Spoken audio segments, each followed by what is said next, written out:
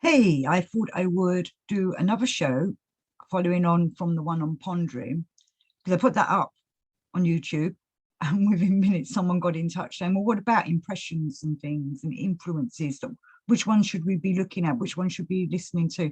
And I understand there is a lot of confusion as to how impressions and influences from other things come to us. So I've just done a quick look through of what quotes there are from influencing. And I went through In Search of the Miraculous at first, because that just happened to be at hand. And In Search of the Miraculous, page 199 of my copy, Ouspensky writes, man lives this life under the law of accident and under two kinds of influences, again governed by accident. The first kind of influence is created in life itself or by life itself. Influences of race, nation, country, climate, family, education, society, profession, manners and customs, wealth, poverty, current ideas, and so on. The second kind of influence is created outside this life. Influences of the inner circle or esoteric influences, influences created under different laws, although also on the earth. These influences have been created consciously by conscious men for a definite purpose. They are usually embedded in the form of religious systems and teachings, philosophical doctrines, works of art, and so on. You know, and Gurdjieff talks about the objective art, and Ouspensky obviously talks about that as well, objective art that we can go and look at and ponder upon. You know, things like the Sphinx. You know, we're quite wowed by it, but at the same time, hopefully looking at it, it's making some kind of inner, the inner cogs go round. The influences. So we have law of accident for those that are asleep. You know, life just happens. And we're trying to get into the law of fate where things are happening that are destiny. So these influences from our outside world, you know, influences from work, from our family, from, you know, just everyday things happen to us. And it's how we react to them or act with them. But if we can go to the higher self and start working on ourselves, then higher influences will come to us. You know, I'm quite a strong believer in this hierarchy that does look out for us. You know, the divine source is sending out archangels, angels, hidden brotherhoods, people call them. You know, I'm a big believer of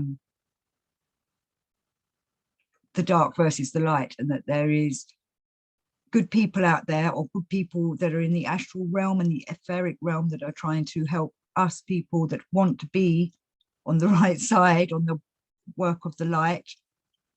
You know, some people call it the White Brotherhood, or the Harmonious White Brotherhood, or the Hermetic Order of the White Brotherhood. There's the Masters and that kind of thing.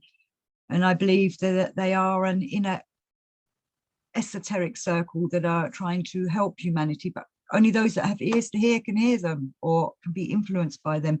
Those that are asleep, they're not going to attempt to work with, because, or maybe they're given a little push to try and wake them up. If they don't stay awake or go back to sleep immediately, then what use are they to the brotherhood that are trying to help with the evolvement of humanity? And I strongly believe that there are dark forces that are trying their best to de-evolve humanity and stop the evolvement of humanity and this earth. Not everybody agrees with my thoughts on that, but, you know, that's down to you. This is, again, is something you should be pondering on, of what is it that you believe in.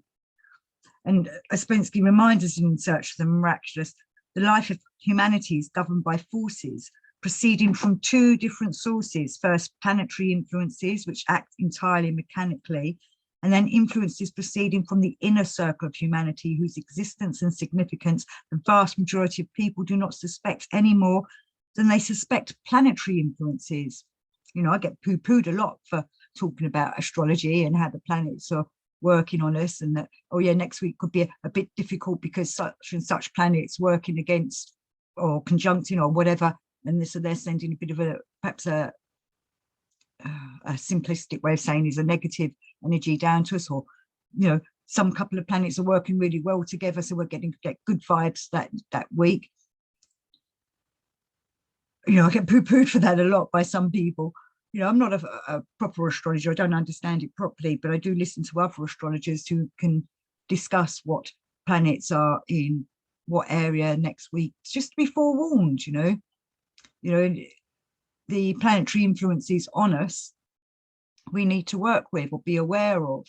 You know, if you don't know it's going to be a bit of a bad alignment next week, and then you have a crappy, shitty week, you know, you're going to blame yourself and everything else that's going on. But if you know that next week, for example, is going to be a bit of a bad alignment with certain planets, and you're better prepared. Or if you know that next week certain planets are in alignment and they're going to be sending good influences down onto this earth, then you can use that and you can work with it.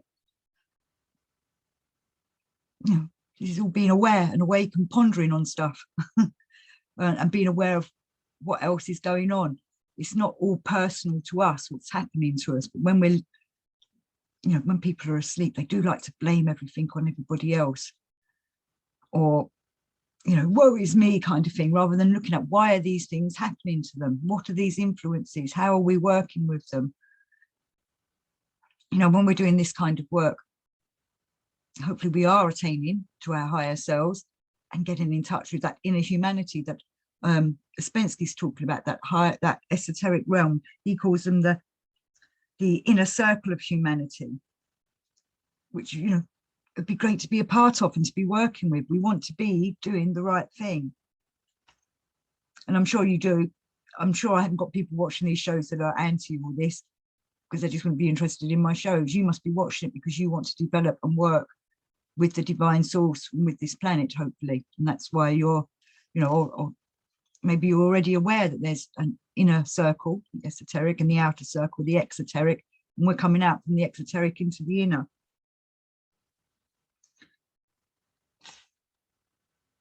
Also from In Search of the Miraculous, Ouspensky writes, it is not difficult for us to distinguish influences created in life from influences whose sources lie outside life. The beginning of the way depends precisely upon this understanding, upon the capacity for discriminating between the two kinds of influences.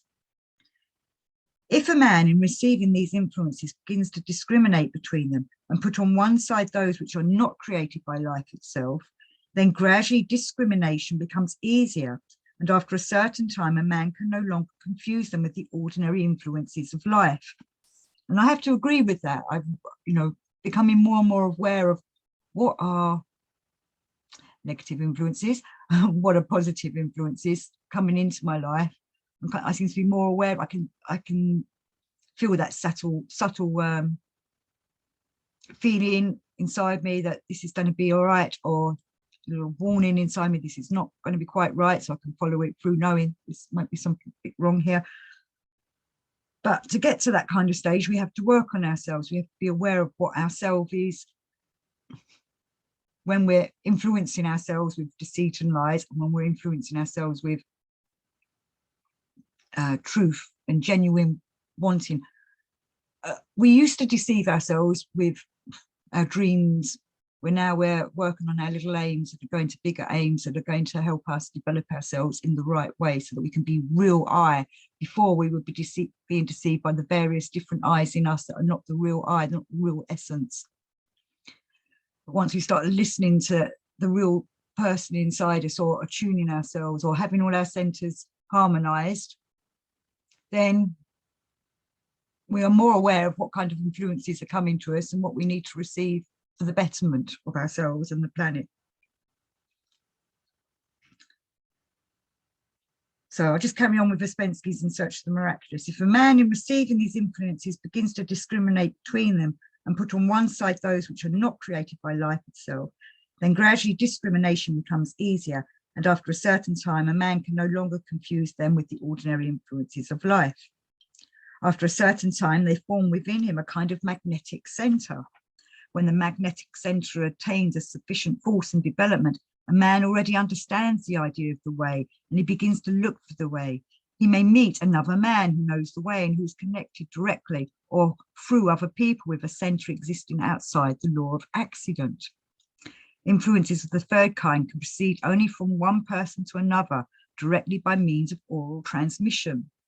So again, the working upon ourselves helps us to develop ourselves so that our magnetic centers begins to ring true and is doing what it should be doing instead of being all dulled down by mechanicalness. It's spinning round, or sending out them magnetic forces saying, I'm attuning. I'm trying to find other people, and other people will come to you, or books or videos or whatever that will help you on your path and will continue with you on your path. So developing our magnetic center is a very important part of all this, but that comes with working on ourselves. So still within In Search of the Miraculous.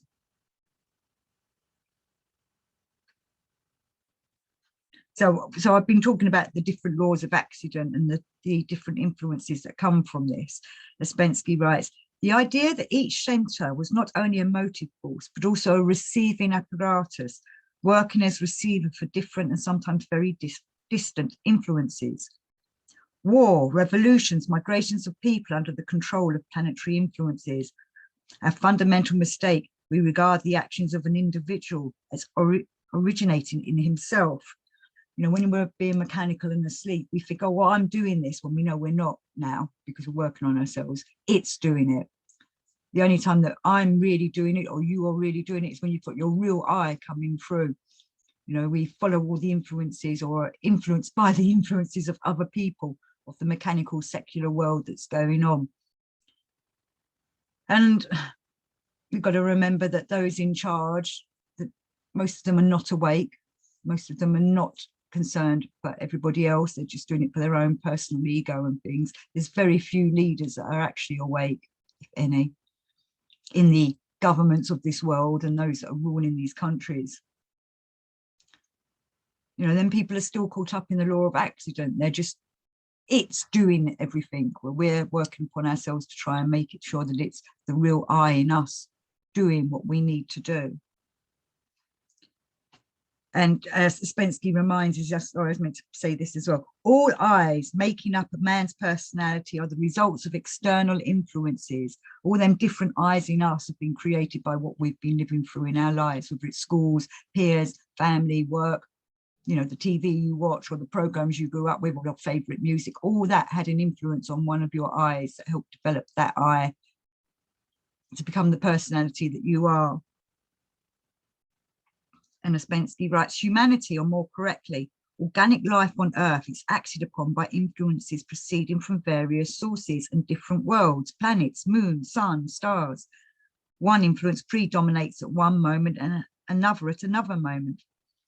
For man, there is a certain possibility of making a choice of influences, passing from one influence to another. All work on oneself consists in choosing the influence to which you wish to subject yourself, and actually falling under this influence. Like, I'm hoping that my shows are helping you to fall under the influence of Gurdjieff, and that you'll go and read his books and follow his writings and his teachings, or Ouspensky, who was the student of Gurdjieff, or other people that have studied Gurdjieff. I'm trying to encourage you to do that and find that in your own way.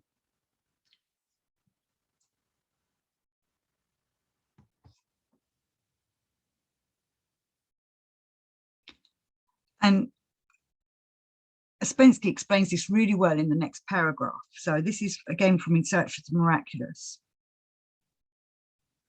War is the result of planetary influences. Somewhere up there, 2 or 3 planets approach too near to each other. Tension results. If a man passes quite close to you on a narrow pavement, you become all tense. Everything that happens on a big scale is governed from outside, and governed either by accidental combinations of influences or by general cosmic laws.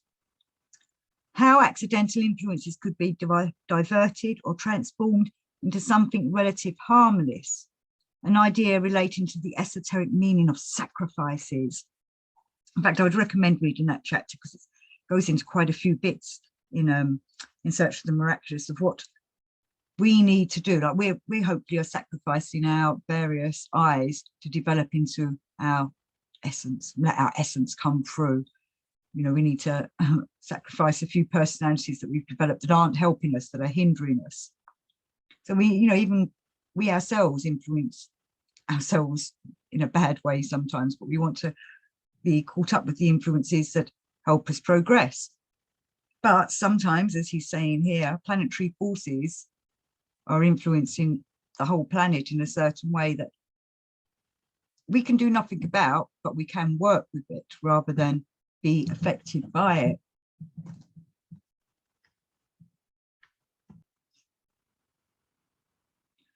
And as C.S. Knott reminds us, these representatives of the devil, vanity and self-love, stand all the time on the threshold and prevent not only good but bad influences from coming in. They have a bad side and a good side. I've done a show on vanity and self-love, and I'm pretty sure I've done one with Josh as well. Anyway, I'll try and remember to stick them at the end of this show, otherwise you'll have to go through the videos. You know, these are the influences that we are trying to work against, but at the same time take account of what they are, what they're doing to us. And as Gurdjieff says in Views from the Real World, for freeing oneself from influences, there are two separate principles for the two different kinds of influences. If you want to be free, you must know which principle to apply in every particular case. It is very easy to discriminate between these two influences. It can be done at once. It is easy to distinguish emanations if one observes them closely. So, you know, to free oneself of influences, type 1, one has to be passive, calm, like attracts like, no friction, empty place. Everything goes to where there is more of the same kind. To him who has much, much is given. From him who has little, even that is taken away. If I am calm, my emanations are heavy, so other emanations come to me and I can absorb them as much as I have room for. Emanations remain where there is calm, no friction, an empty place. And the type 2, to be free of influences requires an artificial struggle, law of repulsion, where there is little, more is added. You know, we're being reminded all the time that influences are coming from everything, from outside, the outer world and the outer universe. We want to work with them and be aware of when they're sympathetic to us and when they're antipathetic. And as Gurdjieff reminds us, a man who has already become free of inner influences falls under outer influences. And those outer influences are from our higher selves and the divine. So I hope this video has influenced you enough to go and look into Gurdjieff more, and Ouspensky, and C.S. Knott, and the fourth way itself. Well, I don't like calling it that myself. I just like to call it the Gurdjieff work. But hopefully you're working on yourselves too. So thanks for watching, thanks for listening, and until next time.